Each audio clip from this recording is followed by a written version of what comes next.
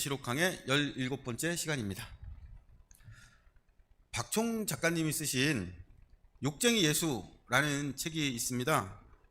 고통당하는 인간과 함께 분노하시는 인간적인 감정을 가지신 예수님에 관해서 쓴 책인데요. 우리는 사랑과 평화의 예수 그리스도에 익숙해져서 욕쟁이 예수, 화내고 저주하는 예수님이 낯설지만 실제로 복음서에는 그러한 예수님이 등장합니다. 함께 보시죠. 마태복음 23장 33절에서 35절입니다.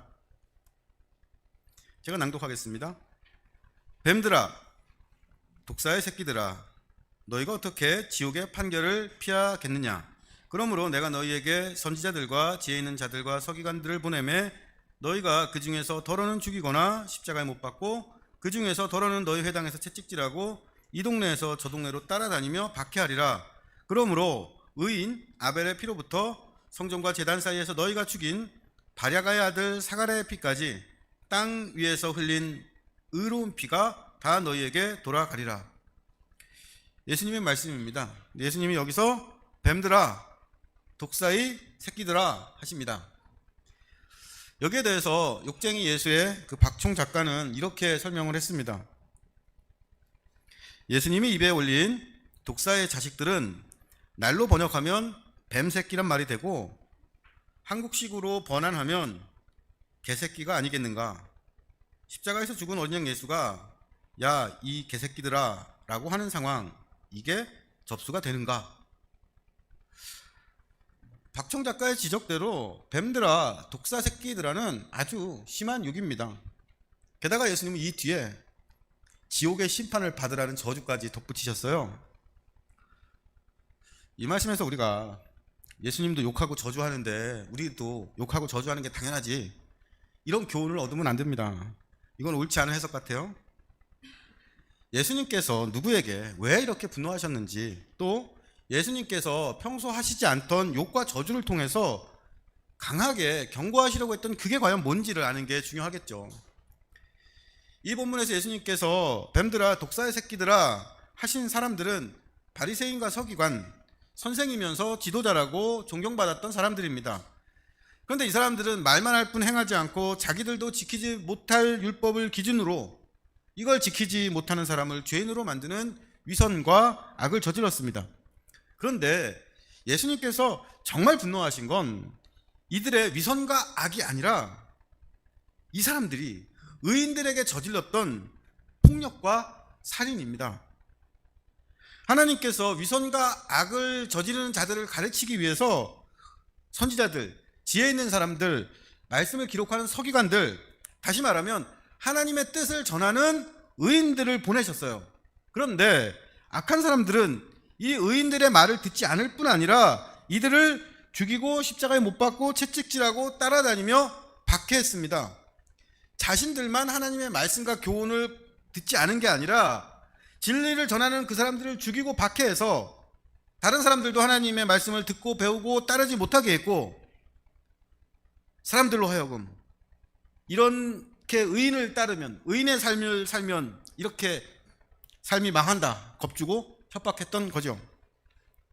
예수님께서 위선과 악을 행할 뿐 아니라 권력과 폭력으로 의인들을 피 흘리게 하는 그 사람들에게 뱀들, 독사의 새끼들이라고 욕하셨고 지옥의 판결이 있을 거라고 경고하셨습니다. 그리고 이어서 이 땅에서 피 흘리고 죽어간 의인을 대표하는 두 사람의 이름을 부르십니다. 아벨과 사가랴죠. 이 중에서 예수님께서 땅 위에서 피 흘린 첫 번째 의인으로 그 이름을 부르신 아벨에 대해서 한번 생각해 보죠. 아벨, 아담의 둘째 아들입니다.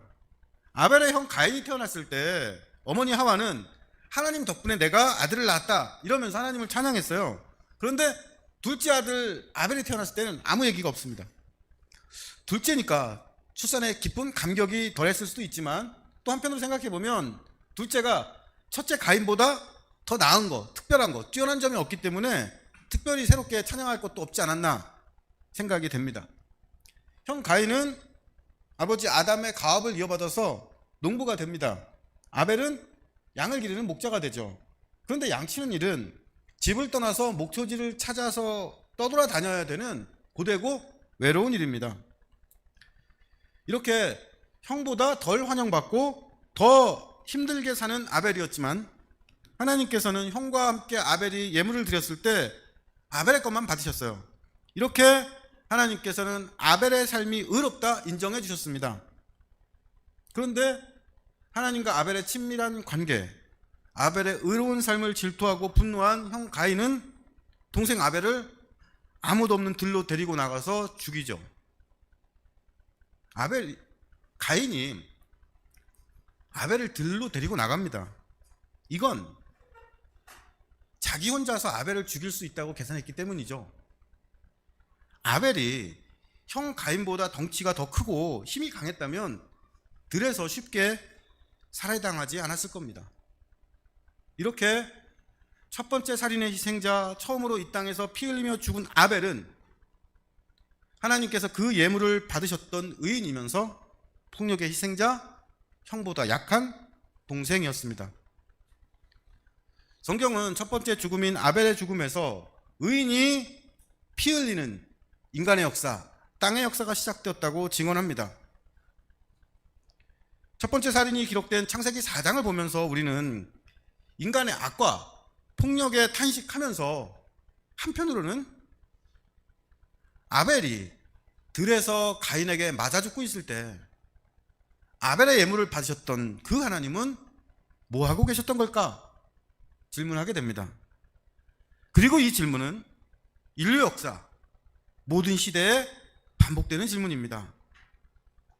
크게 보면 예수님께서 뱀들, 독사의 새끼들이라고 욕하신 대상은 자신보다 약한 동생 아벨을 피 흘리게 한 가인 같은 힘세고 악한 사람들입니다.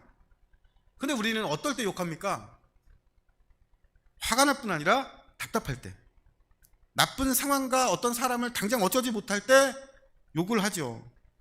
뱀들, 독사 새끼들이라는 예수님의 욕에는 의인을 죽이는 불의하고 악한 이들에 대한 분노와 함께 아벨 때부터 의인의 피가 흘렀던 이 땅의 역사에 대한 탄식과 안타까움이 담겨 있는 겁니다.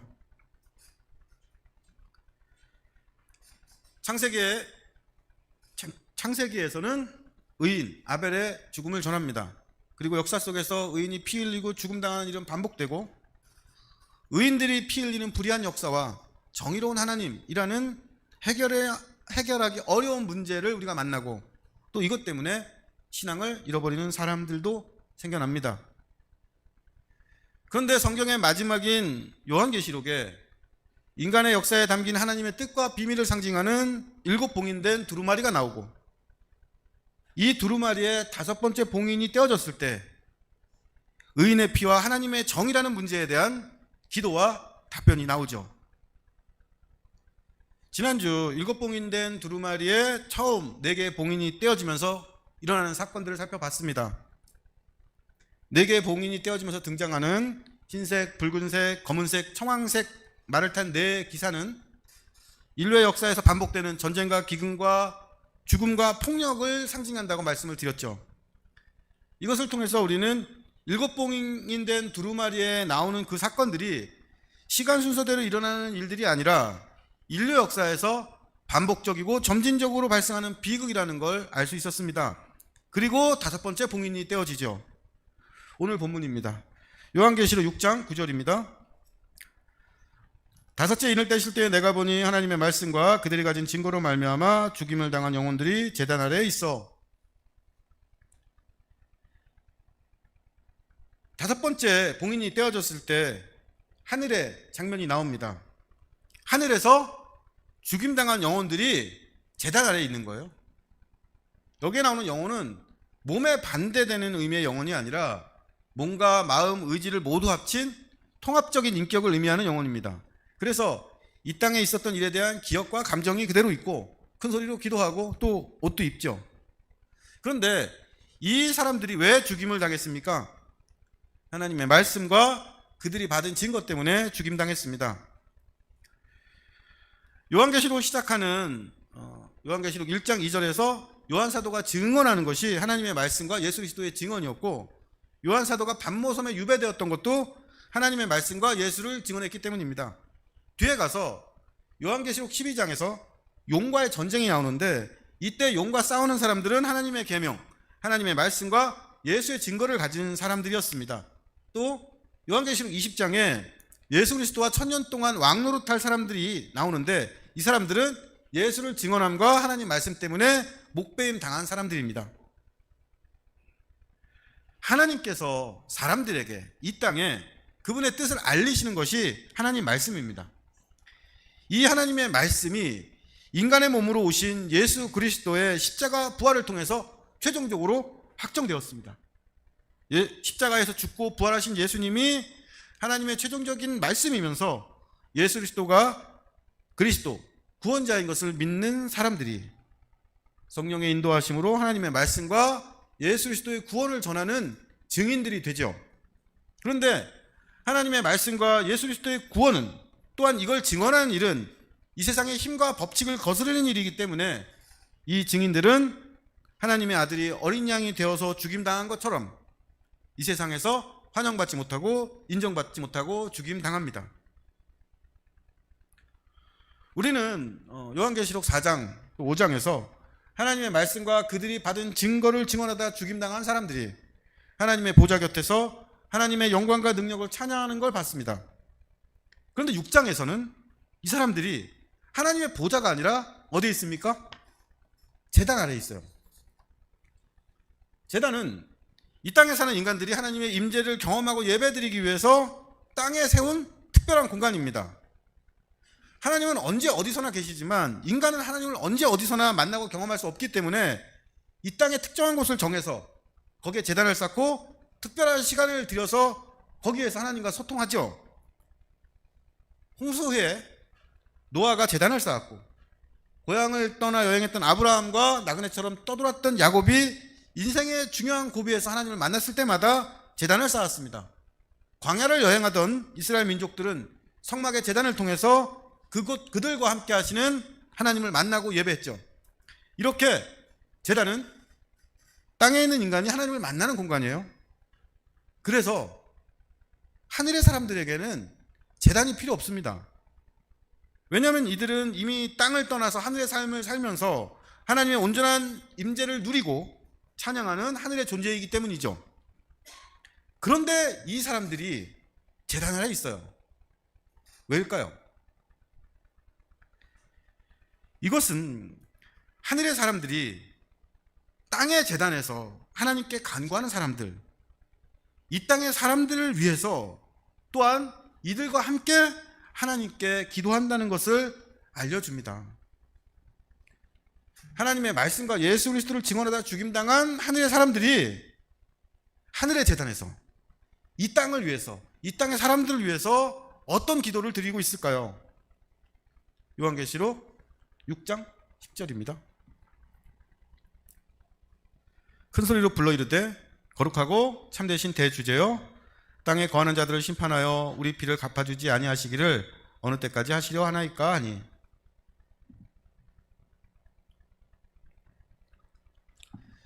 여기서 대주제라고 번역된 헬라어는 데스포테스라는 단어인데 이건 절대적인 힘을 가진 왕, 누구와 의논할 것도 없고 또 의견을 들을 것도 없는 이 최고의 통치자를 의미합니다. 그래서 때로는 독재자라고도 번역이 돼요. 하나님은 그분의 뜻대로 모든 걸 다스리고 심판하는 대주제이십니다. 그런데 이 대주제 하나님이 거룩하고 참되세요. 하나님은 흠과 더러움이 없는 거룩하신 분이고 거짓과 속임이 없는 진실하신 분인데 이러한 하나님의 다스림을 거스르면서 이 땅을 살아가는 사람들이 있습니다. 그 사람들을 표현하는 말이 땅에 거하는 사람이에요. 땅에 거하는 사람, 땅에 사는 사람들은 요한계시록 13장 8절 12절에서는 하나님을 대적하는 짐승을 경배하는 사람들로 나오고 14절에서는 미혹을 당해서 짐승을 위해서 우상을 만드는 사람들로 나옵니다. 요한계시록 17장에서는 땅의 임금과 함께 음행하는 사람들을 이 땅에 거하는 사람들이라고 표현했습니다. 결국 이 땅에 거하는 사람들은 이 땅이 지금 보이는 이곳이 전부라고 여기면서 하나님 아닌 것을 숭배하고 우상을 만들고 땅의 권력자들과 야합해서 함께 음행하는 사람들입니다. 이렇게 땅에 거하는 사람들이 아벨을 죽인 가인 같은 사람들이고, 자신의 힘과 이익을 위해서 하나님의 말씀과 예수 그리스도의 증거를 전하는 의인들을 피 흘리게 합니다. 그래서 하나님을 거룩하고 참되신 최고의 통치자로 믿는 사람들은 땅에 거하는 자들이 악을 행해서 의인을 괴롭히지 않도록 하나님이 심판해 주시기를 간구하는 거죠. 이건 개인적인 복수가 아니라 이 세상의 정의와 하나님의 영광을 위한 요청입니다. 이 사람들은 하나님께서 악한 사람들을 심판하실 것을 확실하게 믿어요. 이걸 의심하는 게 아닙니다. 문제는 이 심판이 언제 있느냐는 거예요. 도대체 언제까지입니까? 하나님께서 악에 대한 분명한 심판으로 정의를 세우시는 그때가 언제입니까?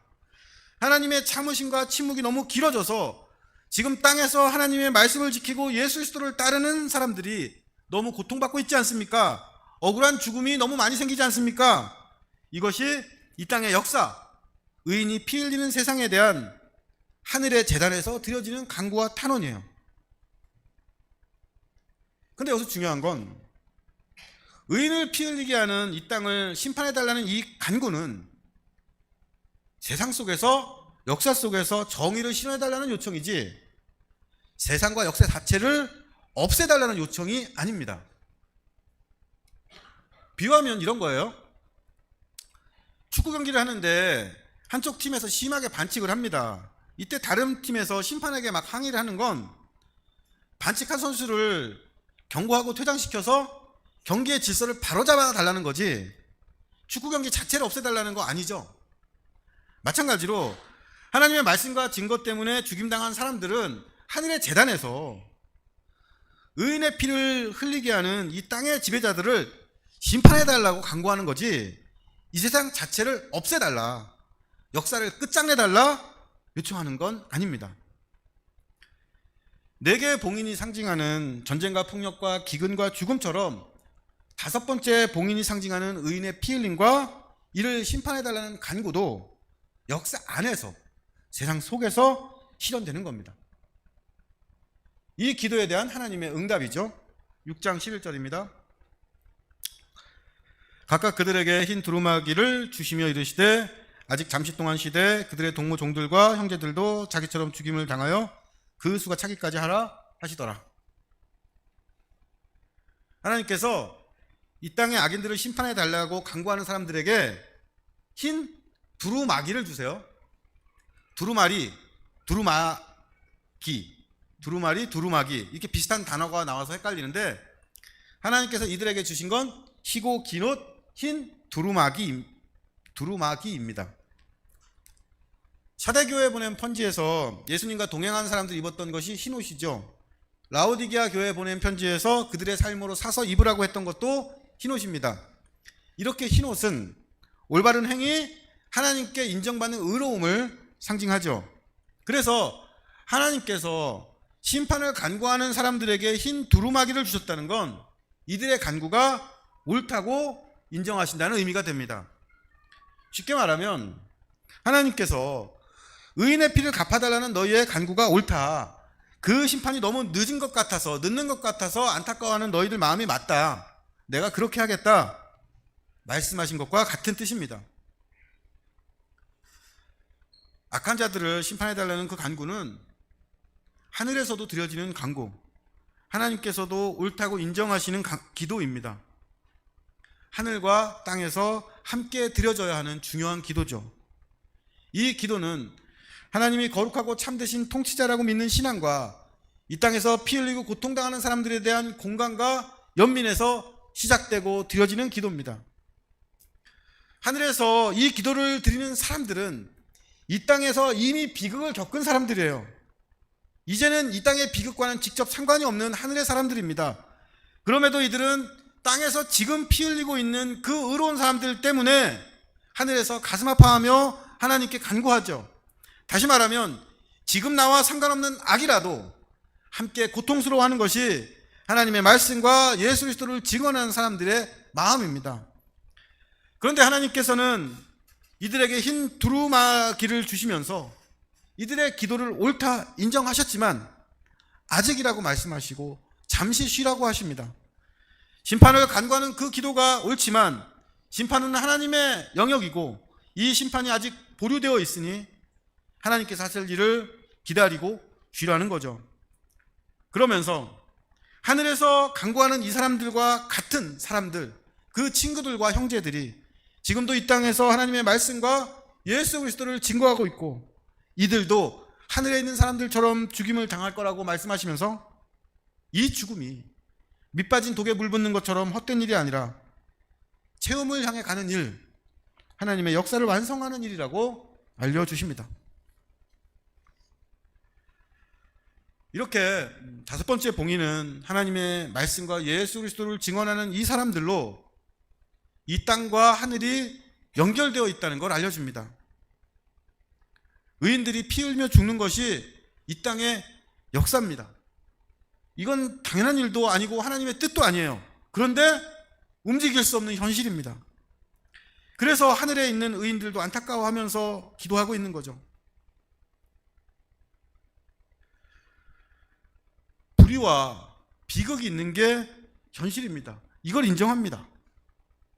그런데 이 현실이 새롭게 되길 소망하며 자기들처럼 의인이 죽임당하는 이 세상이 끝나기를, 심판받기를 기도하는 거죠. 이번 주 주보에 전욱진이라는 젊은 시인이 쓰신 팩트체크라는 시를 실어놨는데요. 여기에 이 땅의 비극, 현실에 절망하는 시인의 마음이 보입니다. 같이 읽어보고 오늘 말씀과 좀 연관지어서 생각해보고 설교를 마치도록 하겠습니다. 약하고 가난한 사람이 그렇다고 착하고 어진 사람은 꼭 아니다. 이런 사실이 이제 그리 놀랍지 않다. 약한 자가 강한 자를 상대로 승리하는 이야기를 어디선가 들으면 여전히 기분이 좋다지만 약한 자가 자기보다 약한 자를 괴롭히는 이야기가 이 세상에 훨씬 더 많이 들려온다는 사실도 이제는 잘 알고 있다. 약하고 가난한 사람이 꼭 의인, 의로운 사람은 아니죠. 약하고 가난한, 착하고 어진 사람이, 의인이 강한 사람들에게 승리하는 일은 영화나 동화에서는 자주 만나지만 현실에서는 쉽게 목격하기 어렵습니다. 또 인간은 모두 죄인이라서 약한 사람도 자기보다 약한 사람을 만나면 괴롭힙니다. 이걸 어른이 될수록, 나이를 먹을수록 잘 알게 되는 게 현실이죠. 북극에 얼음이 얼지 않고 폭우와 가뭄이 번갈아 들고 굶어 죽는 짐승들이 해안을 가득 메워도 누군가는 하던 일을 계속한다는 사실도, 기후위기와 환경 파괴로 생태계가 파괴되고 동식물이 죽어나가도 인간은 무심하게 하던 일을 계속합니다. 자기가 누리는 안락과 풍요를 포기하지 않고 불편한 희생과 다른 방식의 삶을 찾지 않지요.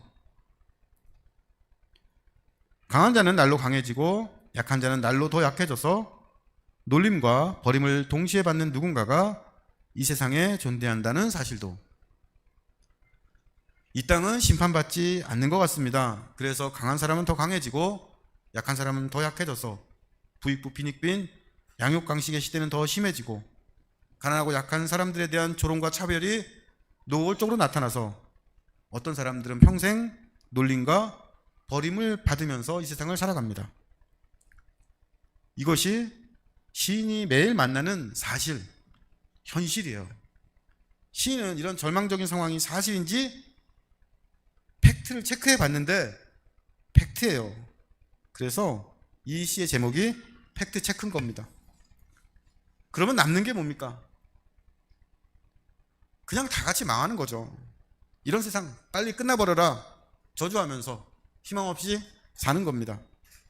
그런데 이런 팩트를 확인하고도 시인이 한 가지 희망을 품습니다. 사람을 저 혼자서 말하도록 내버려두는 지금 우리가 사는 이 세상에 그래도 한 번은 더 기회가 주어져야 한다.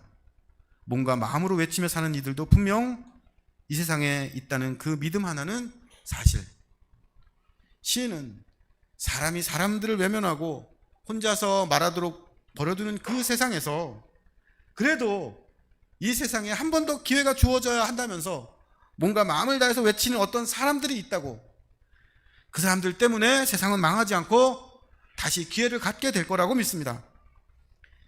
이 세상이 절망적인 팩트로 가득하다는 걸 확인하고 잘 알지만 그래도 이 세상에 한 번 더 기회가 주어지길 바라는 게 시인의 마음이죠. 그리고 이 시인의 마음이 바로 5번째 봉이에 담겨 있는 하나님의 마음, 또 사도 요한의 소망입니다. 과거에도 그랬듯이 지금도 의인이 피 흘리는 일, 불의한 죽음이 계속되는 것이 역사의 팩트고 우리의 현실이에요. 하지만 누군가 이 세상에 다시 기회가 주어지길 바라는 사람들이 있습니다.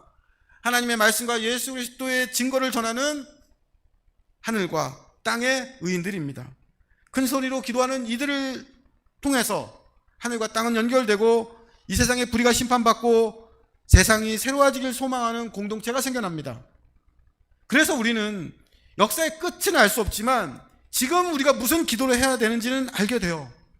우리는 하나님의 말씀과 예수 그리스도를 증언하는 이들이 악에게 패배하지 않기를 간구하면서 참되고 진실하신 하나님께서 이 시대의 악을 심판하고 의로운 이들의 죽음을 역사를 완성하는 데 사용하여 주시기를 기도합니다.